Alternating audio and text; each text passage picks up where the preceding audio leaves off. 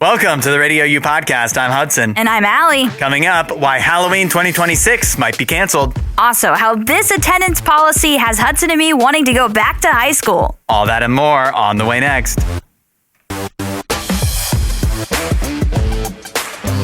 When is the last time you played Uno, Allie? Ooh, it's been a minute. Yeah, you might want to brush up on your skills. Okay. Because the Uno World Championship is coming up next month. Okay. And you think I'm good enough to go play? Well, is there any skill to Uno? Not really, right? I guess it is random? kind of random. It's pretty random based off of the hand that you're dealt, but that means everybody that plays would have a chance to win. And first prize, this sounds like a movie. This sounds like dodgeball, but with a card game. Okay. First prize is $50,000 Whoa. at the Uno World Championship. Whoa, that's more than I thought it would be. Yeah. I mean, it's worth a shot, isn't it? It's worth a try. And there is... You have to qualify or something? Yeah, of course you do. It's, I guess, not like the World Series of Poker where just like everybody shows up in Las Vegas or however it works. And then they just play poker until there's only somebody, whoever's the last person with money, I guess. There's 3 in-person qualifying tournaments, which will be held in Orlando on October 3rd. Chicago on October 10th, and Los Angeles on October 17th. Okay. But good news, you don't have to go in person. Oh, you can play online? Yes, you can also qualify via the Uno mobile app. Okay. So, it's a foolproof plan. We just download the Uno app, get really good at Uno. And qualify for the Uno World Championship and then potentially win $50,000. Yeah, I mean, that sounds like a great idea to me. I'm a little curious as far as how an app works with those type of games, like card games and stuff. Because, they can still make it fair, right? I would hope so. I mean, it's programming, though. And so that's why I'm just, always a little nervous playing those type of games. I'd be nervous with poker if you're playing against the house or something. And you're playing with money. Because then it'd be skewed, it can say these are the odds and legally I think it's supposed to, but how can you really know? Yeah. But with Uno, you're just playing against other people. So what would be the incentive to make it unfair? They would just have to completely fail at making it, which would be pretty crazy. So, yeah, that would be pretty crazy. But either way, I think it's probably a simple thing to make, actually. Yeah, I've just always been pretty wary of that type of stuff. So but what will happen, though, is that you will have to watch 8 ads to be able to play one card of Uno. And there's also an ad card that a player can play that can make you watch ads. Oh, no. Indefinitely. Yes, watch 4 ads. It will also send you notifications, which are also ads. Yeah. So that's the foible. 100%. The Uno app, I'm sure. It's in person or nothing in my book. I mean, have you ever played, there was one that was advertised a little bit ago. It was, at least to me, and that was Monopoly Go. And it's you can play Monopoly on your phone all the time. And I don't think I ever got advertised that. I actually did download it, and it's this isn't like Monopoly at all. I mean, it's like the Monopoly Man, and it's a Monopoly board, but it's not like Monopoly. It's not playing Monopoly. It's not really playing Monopoly against your friends or whatever. Weird. It's just this is another way to just make you watch ads, basically, and hopefully also spend money to buy dice rolls to unlock something. Okay. That doesn't mean anything outside of the game. So why am I spending money on it? Right. I don't know. I hate mobile gaming. I really do. Same here. It's the worst. I know the government here is pretty crazy sometimes.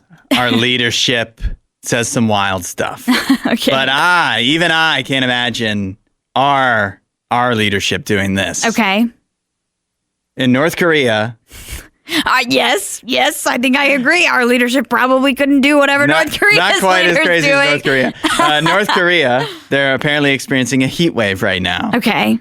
The government's official recommendation that they put out on Korean Central Television, one of their recommendations for heat relief during this heat wave is to drink a liter of beer. What? Yes. Whole liter? 8772 Radio. You're the talkback button in the radio app. I know that is a lot. Hey, I was going to say, how many cups of beer is that? I mean, it's probably like, honestly, it's probably like 2 like regular glasses that you would get at like, a restaurant, Really? I think maybe 3. 1 liter, because like, the 1 liter soda bottles. Yeah, I was going to say, I feel like the 1 liter soda bottles, you could definitely get 2 or you could definitely get 3 cups of whatever. Yeah, probably 3, like 3 healthy. Healthy. That's not that's the right word. Healthy sized cup. But this is now, let's not rush to judgment because it is just one of many ideas that the Korean government offered. This is a part of a list. Yes. So you could drink, they recommend, not only you could, but they recommend drinking a liter of beer for effective heat relief. But they're also supposed to follow, their citizens are supposed to follow the beer with water or light tea, rather than rely on the alcohol alone, the beer alone. They also could use the options of crushed ice, fruit juices, or milk tea as options to beat the heat as well. That is, of course, if they have access to any of those, which in North Korea is definitely not a guarantee. If I'm going to be honest with you, I didn't even know they were allowed to have beer. I know. I didn't know that existed. That's a surprise to me for an average citizen in North Korea. Yeah, that's also a surprise to me. I have to say, like, this is like a blind spot in my knowledge of the world of North Korea. It just, I don't know much about it. Well, they don't let us know much about it. There's a reason behind it's largely secret. Yeah. I mean, I'm sure if I looked more into it, I could find out more about what life is really like in North Korea. But the knowledge I have is like there was a K-drama called Crash Landing on You. Okay. About a woman from South Korea that accidentally, like, I can't remember what it's called. Like is it parasailing or something? Like when you are in control of like a sail and it's sure. It's something where you yourself are flying, not in the ocean, but you yourself are flying. But with like a big, it's like a big parachute or something. Yeah. She ends up in North Korea and has to like live there and kind of understand what life is like there for a while. And that's all you know about. That's all I know about it, and I'm pretty sure it's not accurate. And she probably dies, right? I don't think so. I mean, there was a few seasons, and I feel like I only watched maybe 2 of them. But it was a K-drama. It was romance. Okay. She falls in love with like a military guy from North Korea. Well, circling back to the beer thing, I really would have thought basically like North Korea. What I know is that they don't want anything American. They don't want their citizens. Like, I think they're literally not allowed to wear jeans. Wow. Because we would wear jeans in the United States. Yeah. Therefore, I would have thought beer is American. That's an American pleasure that North Koreans we're opposite of America, so we don't drink beer here. Yeah. But apparently not. Apparently they're good to go. Not only do they drink beer, that it's pretty common. That I don't know how like high quality it probably would be compared to American beer. Maybe it's moonshine-esque. Yeah, or made from grass. I'm just not really sure. But that's the recommendation in North Korea. Can't imagine Donald Trump or RFK going on TV here being like, oh, you're hot? Drink a beer. Yeah, definitely not. Did you ever run away from home when you were a kid? 8772 Radio, you're the talkback button in the RadioU app. Allie, did you? I attempted to, but didn't make it very far. That's usually how it goes, isn't it? Yep. No, but it's pretty rare that the kid actually like escapes. It's actually hilarious thinking back about the moment I decided to run away because I packed a backpack with stuff that's not actually what you need. Yeah. Like the most non-essential stuff ever. I got the TV remote.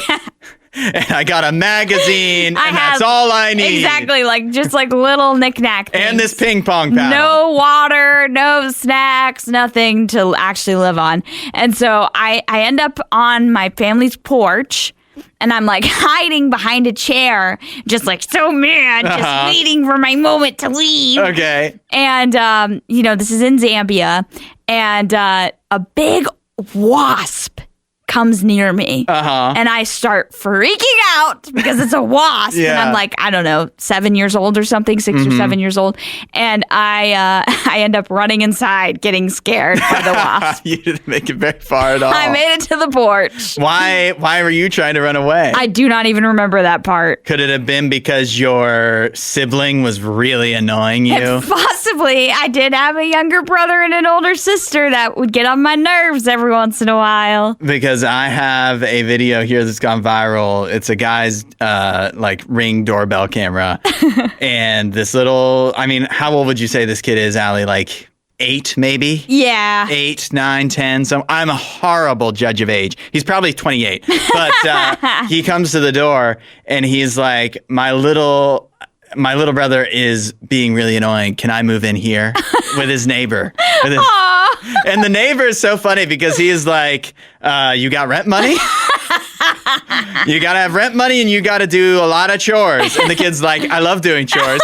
So his brother must have been really annoying. If he's willing to say he'd be doing chores just to get away from his brother, yeah, you know he must be frustrated. Yeah. What would his brother have to be doing? I don't know. Messing with his toys, messing with some type of game he has set up. Who knows? He was probably, I feel like this kid was trying to play some kind of game. He was trying to play Fortnite or something.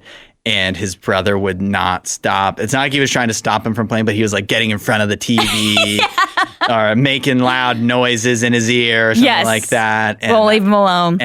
And he died. And then that was this is the last straw. He's like, I'm leaving. Yeah. He's like, I got my stuff.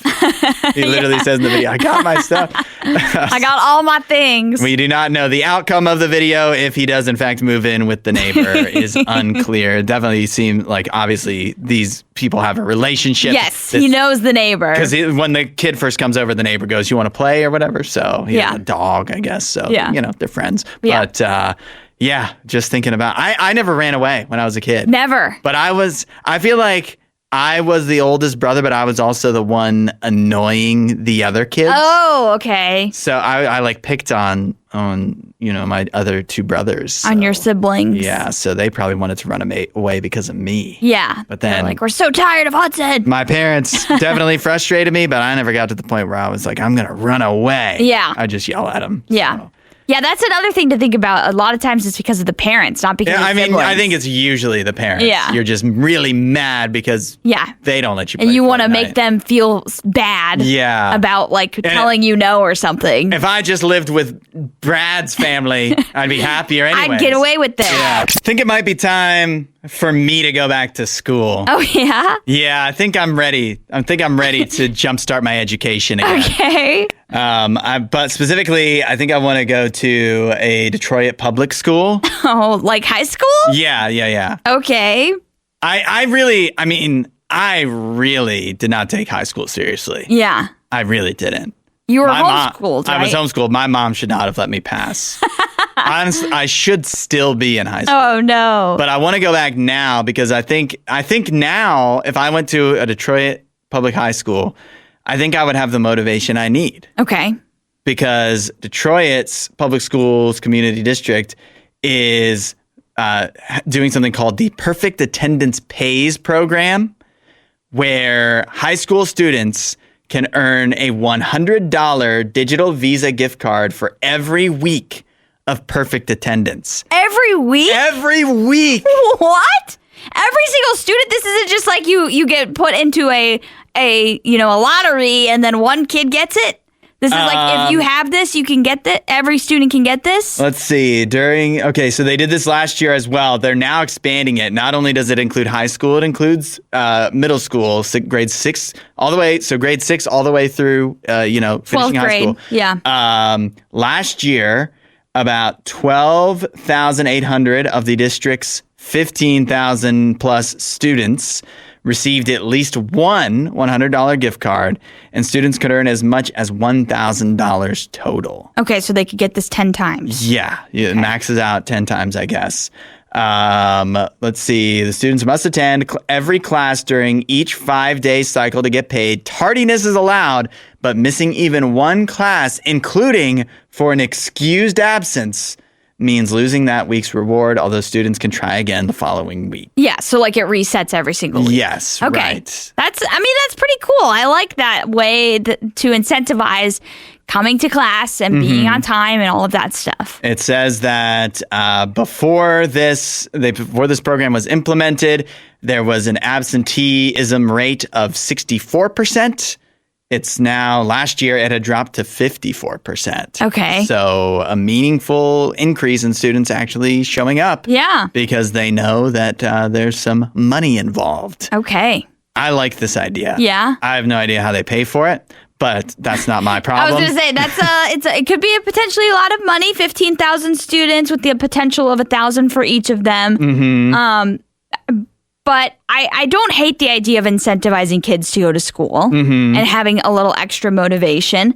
I will say those absenteeism rates scare me a lot. That's pretty high. Those seem pretty high. I don't know what the normal is. Right, I don't either. But that seems really high to me that over 50% of your students are not going to class. Yeah, and I don't know exactly what that means either. Does that mean like 54%? just one class? Yeah, right. Like, or they're only attending 50% of classes, because that can't be right. But before they were only attending 37%. Yeah. That can't be what that means. That can't be what that is. But either way, that percentage throws me off. So they need to fix it, and so I get that they want to solve that. Honestly, though, like the reason why I like this idea, and yet again, spare me with but this is why we can't do it. I'm just telling you why I think it's a good idea if you want students to go. Because to me, when I was in high school, there's so much stuff that I was just not motivated to do because I didn't care. Yeah. Like, why do I have to learn about the, whatever empire, the Roman Empire. Yeah, whatever. And so I just didn't care at that time.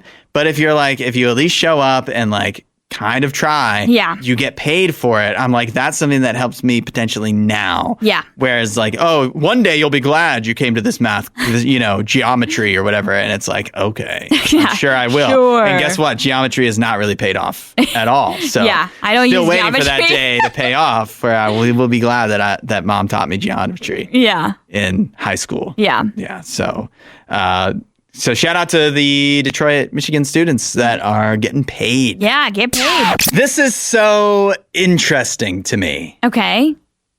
But also, I guess, sad, frustrating, possibly.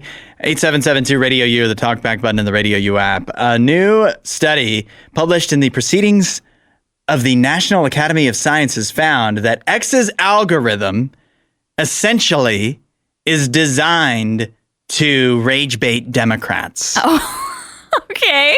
Now, it's not that it's something about X where they're targeting a political affiliation. Yes, it's about how Democrats and I guess Republicans and people that are independent or whatever just react differently. Because what the study found is that X's algorithm strongly prioritizes replies. Yeah. Like that's something with a lot of replies is going to show up in the For You feed. Yeah. What gets replies? Not nice things. Things that are things that people invite an argument. Yeah. Yes.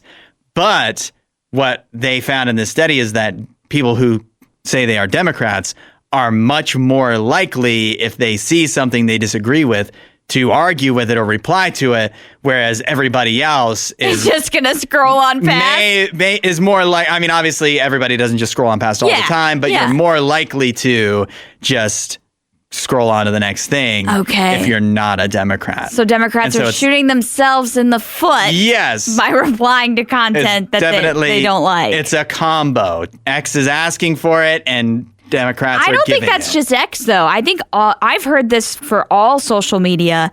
Engagement is based off of commenting. Mm-hmm. They will push posts out that are getting more comments, like the TikToks that get the comments, the Facebook posts, Instagram, whatever. They want that type of engagement because that means somebody's sitting there typing something out, so they're spending more time on the app. Yeah, and thinking of if you're you're sitting there as a user, you're going to feel more involved if you're actually commenting versus like likes and stuff like that is very passive. Right. Even though I'm very stringent with my likes. I don't just hand them out to just anything on any of the platforms. Sure. But replies, it's like you're actually involved then. You're a part of it. So in some sense, that makes you, it gives you more of a sense of belonging, I suppose, or something like that. Or like we want to get well, really you're putting your name behind it for sure. Yeah. Well, I definitely have become a lot more stringent, especially on Instagram when it comes to giving out my likes. Because have you noticed Instagram now shows people, like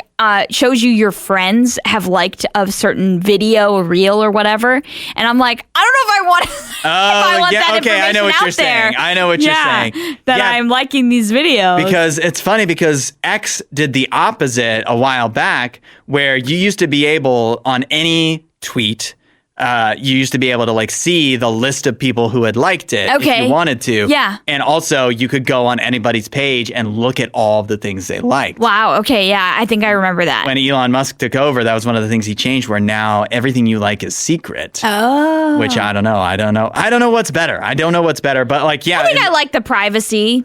Yeah. I definitely don't want something that I like being shown to somebody else in their feed being like, you should watch this because Hudson liked it. Approves of this video. Yeah, that's why I'm like very careful about what I like on Instagram now because I'm like, I don't want somebody to just be able to see what I'm liking. And everybody does handle their likes differently. I've always been very stringent about it. But there's some things that you would like because you like it. And there's some things you like because you're saving it to show to somebody. And so they've also, I mean, everybody just does it differently. Yep. And so, yeah, the idea that just, that you said you like this, so let's show your friend that you like this, they could get like a really wrong idea or... I don't, like you could also just start fights that don't need to be started. Exactly. I'm sure most of the time it's fine. But most of the time it's fine, but unfortunately we do live in a world, and I think this article and this story leans into this idea. People disagree a lot. People are polarized a lot, and unfortunately, people can't take a joke or, they take things too seriously is how I view it. Yeah. And so I might view something and be laughing at it and like it. So it doesn't necessarily mean I actually believe that thing. Right. But it does make me worry that somebody else is going to see that and be like, well, they're such a terrible person. Yeah. And it's just like, I don't want to deal with that type of crap. And I think this, to me, I just want to remind everybody, at least how my stance of commenting is too, that like, you think I see stuff all the time because obviously that's what Twitter wants me to see. They want me to see stuff that will get me to engage. Yep.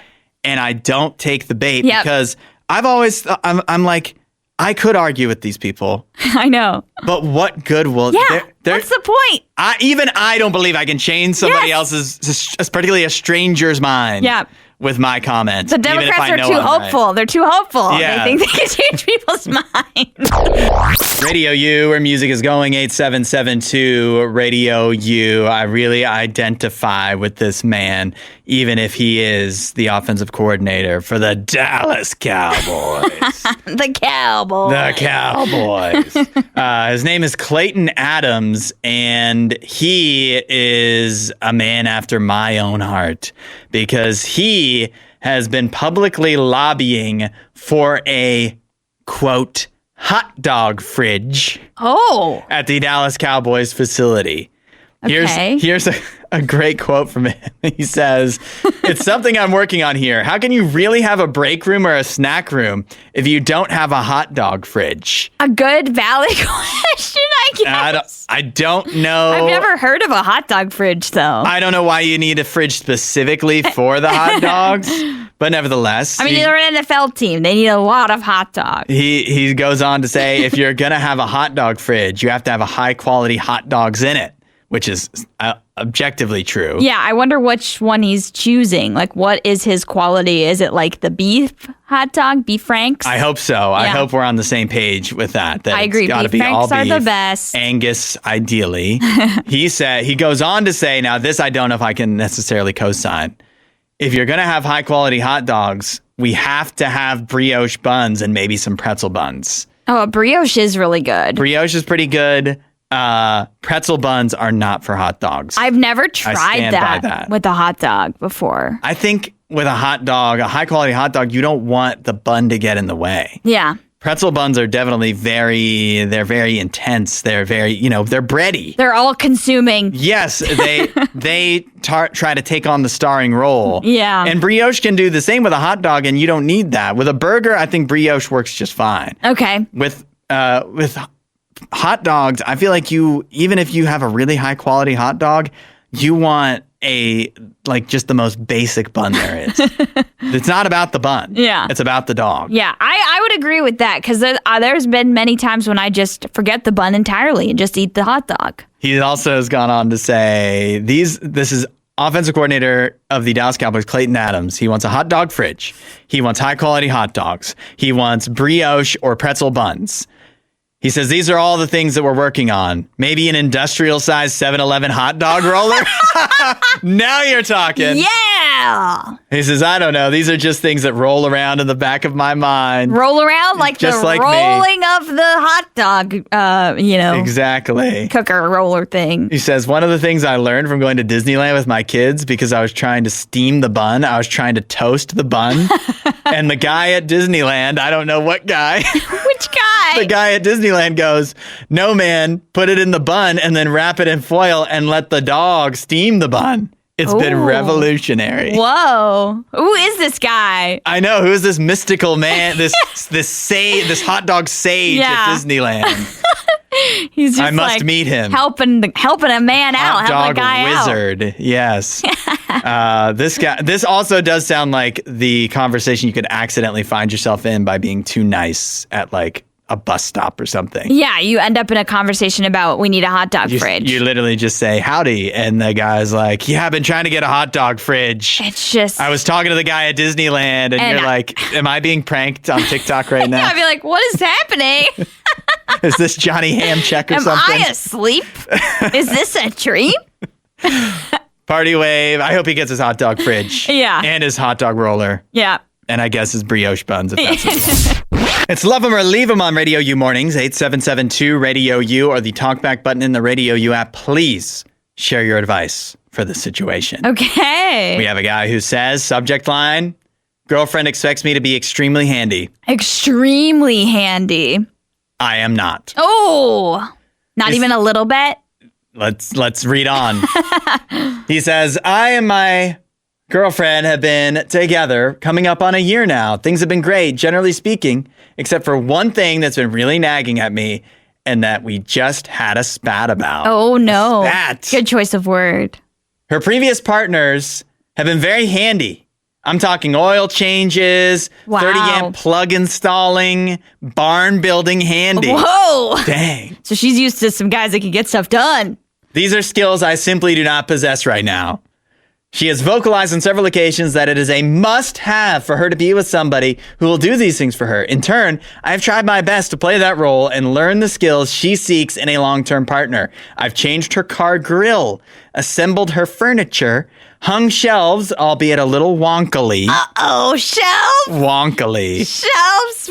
Wonky shelves? The point being, I'm making the effort as best as I can within reason. Okay. We just had a disagreement, aka spat, about what reasonable expectations are as far as the subject goes and how much I'm expected to know/do right now. My position is that I am who I am and I know what I know. Okay, Popeye. I'm more than willing to help her with these things. But plainly stated, it is a learning process for me. I am not naturally handy and have to pull up tutorials or look online for advice on how to do things. Okay. Her position is that since she owns a business, which involves a motor vehicle, and doesn't have the greatest support system from her family, she needs someone who can step in to do these tasks, mechanical work, oil changes, etc. It's very important to her to wind up with someone who can help her with these things. I'm struggling to find a balance between being a supportive partner and managing what could be seen as unreasonable expectations. She said something to the effect of, quote, other guys wouldn't think twice about it, which stung pretty bad if I'm being honest. Kind of feels like I'm being perceived as a lackluster partner just because I don't know how to change the oil on a car. Anyway, I really don't have anyone I can go to vent about this or ask for advice. So here I am, emailing RadioU mornings. If you have been in a similar situation or know how to navigate this, I'd really appreciate it. Wow. Okay. Well, you came to the right people. Hopefully. I hope we can help you. 8772-RADIO-U or the talkback button in the RadioU app. Your girlfriend wants you to be really handy. You're not, but you're trying. You're trying. But it sounds like she's not satisfied with your handiness. I mean, I wouldn't be satisfied with wonky shelves either. Yeah, that's a tough. You don't want to mess that one. 8772-RADIO-U or the talkback button in the RadioU app. If you have advice for this love 'em or leave 'em situation, let us know so we can share it here on RadioU. RadioU, where music is going, 8772-RADIO-U or the talkback button in the RadioU app. Weigh in with your advice for this love 'em or leave 'em situation. We have a guy who's been with his girlfriend for about a year now. Everything is great, except she wants him to be really handy. And he is not naturally handy. She wants him to be able to do oil changes and he says barn building handy. That's wild. Especially because she runs her own business, which involves a motor vehicle and doesn't have the greatest support system from the rest of her. I guess she doesn't have a dad or a brother that can fix stuff for her, blah, blah, blah. And her previous boyfriends have been pretty handy. Yeah. Our guy's not naturally handy, but he wants to do what he can, but he's feeling kind of judged by her. What should he do? We've got a lot of good thoughts coming in at 8772-RADIO-U. We heard from Jen saying, how many barns does she need? She can learn how to do it or pay for it. Yeah, the barn building thing is kind of crazy. That is wild. But maybe I don't think she's requesting that. No, I think it's just a vibe. That's the vibe. She's dated guys that have done this in the past. That if she needed a barn, they could build it. Not only can I would love to. I would love to, and I've done it before. She wants to be dating Hank Hill. Yeah. Regina says, sounds like you're doing the best you can, especially since you are using resources at hand like YouTube to figure it out. She's being incredibly manipulative. You should be honest with her about your feelings that you are genuinely trying. If she does not see it and appreciate it, it sounds like a leave 'em. Yeah. We also heard from Rick. He said, she has expectations you aren't going to meet. This is a red flag. I'm sorry, but it won't work for you. It won't work, says Wow. Rick. Zeb says that girl needs to run her business better and learn the skills herself or pay someone she trusts to keep her vehicle running for work. Now, house minor fix and things like shelves, you need to learn, as everyone needs to know the basic house repairs. Yeah. And stuff like that. So yeah, I like that from Zeb. It's a middle ground area a little bit. You should learn some of these things. Yes. It's just going to benefit you. It is going to benefit you, even if you don't end up with this girl long term. Right. We also heard from Susanna. Yeah, don't do it for her, do it for you. Yeah, do it for you too. Yeah. We heard from Susanna. She says she's waving a pretty big red flag right now. Seems like she doesn't really know / like him, just wants to use him. Interesting thoughts. Dee says that her husband is not handy. She's learned to accept that. You just need to learn to accept each other for who you are. Right. So in other words, if she can't do that for you, with you, then it's just not going to work. It's not right. I also love Jeff's question. He goes, can she cook and clean? Hold on. Yeah. The reason I think this question is hilarious is because she is placing very gender role specific, expectations on him. Mm-hmm. Maybe I don't think you should do this, but it's just a valid thing of if you have these expectations on him, mm-hmm. is she fulfilling gender role expectations on her side? Yeah. Of the classic But what if she is though? Well, he doesn't mention it, and I don't think he needs to mention it, and I don't think he needs to be like, you have to do this for me, because again, that's not what a relationship should be about. And so I do think she's placing unfair expectations on him, but I don't think it's in a way that people are pointing out red flag. Mm-hmm. I don't think it's necessarily that she's a massive walking red flag. I think she's just used to this.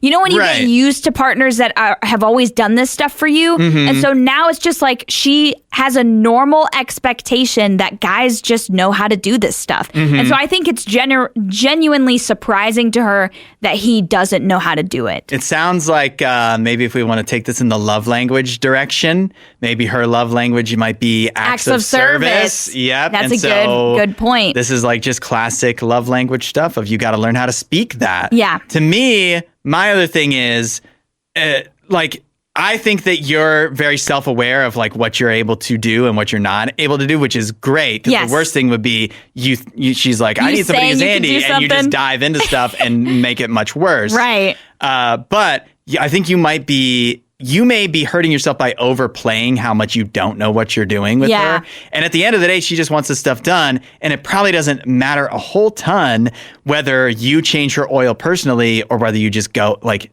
just so she doesn't have to worry about it is the point. She's got stuff that she has to worry about. She's like, can you deal with this for me? And so whether take you it to Valvoline. Now, oil changes are pretty easy depending on the car. Mine is kind of challenging. Like I know how to do it, but it's also not worth it to me to go through the trouble. And so I just take it somewhere. Yeah. You should learn how to change the oil. I was going to say, I think you could easily learn how to do something like that. It wouldn't be that hard to learn. Yeah. Yeah. But so there's definitely some things it's definitely going to benefit you to learn whether you stay with her or not. But it also, at the end of the day, if you just get this stuff done for her, whether you do it personally or pay somebody else to do it, if she just doesn't have to worry about it, that's all I think she cares about. Yeah, I agree. If that's all she wants from you in a relationship, that is the red flag and you should leave. Yes. But I think this is just one of those things where this is what she's used to. And so to her, it's just a normal expectation to have. And I agree with you. I think this might be her way of expecting love to be shown through acts of service. I think we've solved this one. Yep. Mornings@radiou.com. Email us if you've got a love 'em or leave 'em situation. Get your popcorn ready. It's our Friday tradition, the weekend watch list on Radio U, letting you know which movies are new you could be watching in theaters and sometimes at home. No, I don't really have anything for at home this week. I have a lot of pressure on you for this morning. Why?